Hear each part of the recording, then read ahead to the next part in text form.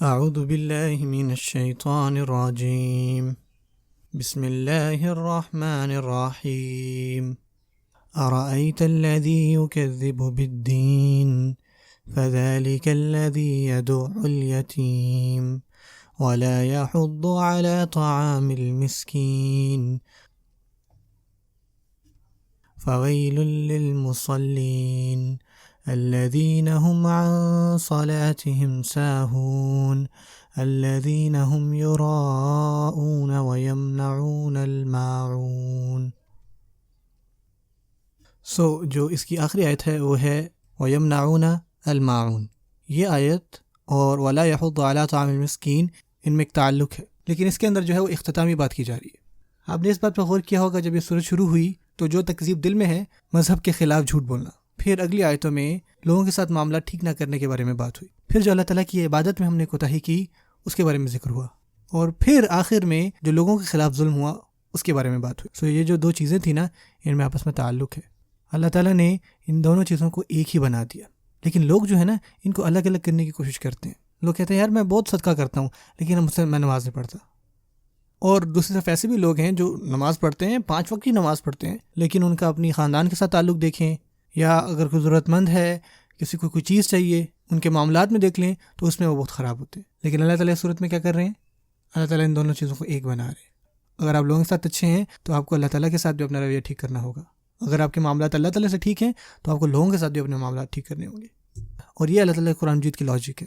اللہ تعالیٰ کا قرآن آپ کو کسی بھی ایک طرف کی انتہا کی طرف نہیں کرتے، ایسے ڈبے جو آپ خود کے لیے اپنے ذہن میں بنا لیتے ہیں۔ اللہ تعالیٰ کا قرآن آپ کو متوازن رکھتا ہے، ہر صورت جو ہے اس کے اندر ایک اعتدال ہے، تاکہ ہم کسی بھی ایک انتہا کی طرف نہ گر جائیں۔ بس میں اپنی بات ختم کرنے والا ہوں، بس تھوڑا سا وقت دیجیے انشاءاللہ۔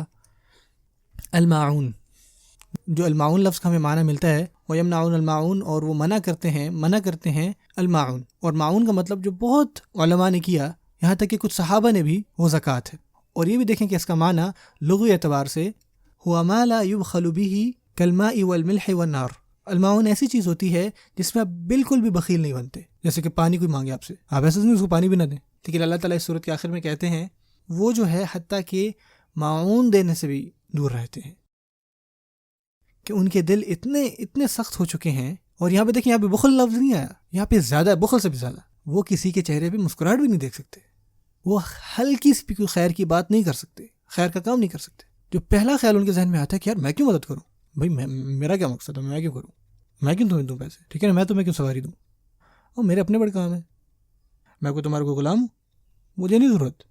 یہ جو رویہ ہے اس کا مطلب یہ نہیں کہ میں یہ کر نہیں سکتا، ٹھیک ہے، اور یہ بھی نہیں مطلب کہ بھجن آپ بس یہ سمجھیں کہ یار میں بس چاہتا ہی نہیں، تو مجھے پسند ہی نہیں ہو، کوئی مدد نہیں ملے گی مجھ سے۔ یہ ہے دراصل میں قسوۃ القلب، کہ دل کا جو ہے نا سخت ہو جانا۔ اللہ تعالیٰ جو ہے نا ایسی چیزوں کو مینشن کرتے ہیں جو انسان کے دل کو سخت کرتی ہیں، یہاں تک کہ اگر آپ کے پاس کوئی چھوٹی سی چیز لینے بھی آتا ہے نا، لٹ سے رومال ہے، آپ کا پڑوسی کوئی آپ سے نمک مانگ لے، نہیں، اور دروازہ ان کے منہ پہ مارتے ہیں آپ، مجھ سے نمک لینے آئے یہ لوگ، نکلو ادھر سے۔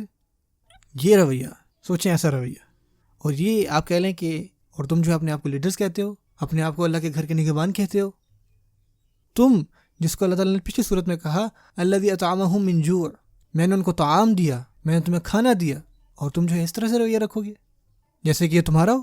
تم ایسا رویہ تب رکھتے جب یہ تمہارا ہوتا، میں نے تمہیں کھانا دیا، اور تم جو اپنے پاس چیزیں ایسے رکھو گے۔ سبحان اللہ، سبحان اللہ۔ دیکھیں اللہ تعالیٰ نے جو ان کو چیزیں دیں اور ان کا آگے سے رویہ اس پر کیا ہوا۔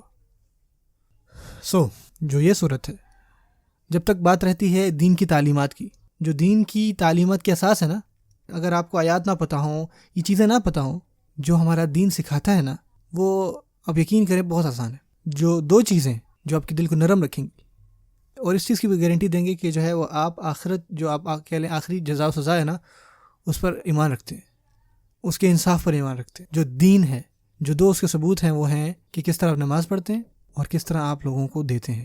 یہ بھی کہہ سکتے ہیں لوگوں کے ساتھ معاملات اور اللہ تعالیٰ کی عبادت۔ یہ اس چیز کی طرف اشارہ کرتی ہے کہ آپ کا آخرت کے اوپر کتنا ایمان ہے اور آپ اللہ تعالیٰ سے کیا ایکسپیکٹ کر سکتے ہیں۔ اور اگر ہماری نمازیں کمزور ہیں تو یہ آپ کے لئے لائف پروجیکٹ ہے، اور ہمارے یتیموں کے ساتھ معاملات، اور اگر کسی ضرورت مند کو کسی چیز چاہیے، اگر ہم ان چیزوں کا خیال نہیں رکھ رہے تو ہمیں چاہیے کہ ہم اس چیز پہ دھیان دیں۔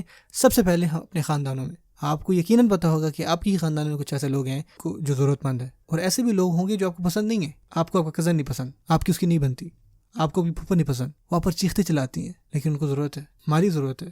وہ لوگ یہ ڈیزرو کرتے ہیں کیونکہ آپ ہی ان کے لیے نہیں کر رہے کہ آپ کا دل نرم ہے. اور یہ اللہ تعالیٰ کے بھی احکامات ہیں. اس چیز کی بھی طرف اشارہ کرتی ہے کہ آپ یقین کرتے ہیں کہ آپ کو آخرت میں جا کے اس کا اجر ملے گا. اللہ تعالیٰ ہم ان لوگوں سے بنائے جو یقیناً دل سے ایمان رکھتے ہیں. اللہ تعالیٰ جو ہے ہماری نمازوں کو درست کریں. اللہ تعالیٰ سے دعا ہے کہ اللہ تعالیٰ ہماری نمازوں کو درست کریں، اور جتنی بھی یہ ناپسندیدہ چیزیں ہیں ان سے ہم دور رہیں. اللہ تعالیٰ ہم ایک دوسرے کے ساتھ بہترین معاملہ کرنے والا بنائے. بارک اللہ لی ولکم فی القرآن الحکیم ونفعنی وإیاکم بالآیات وذکر الحکیم. السلام علیکم ورحمۃ اللہ وبرکاتہ.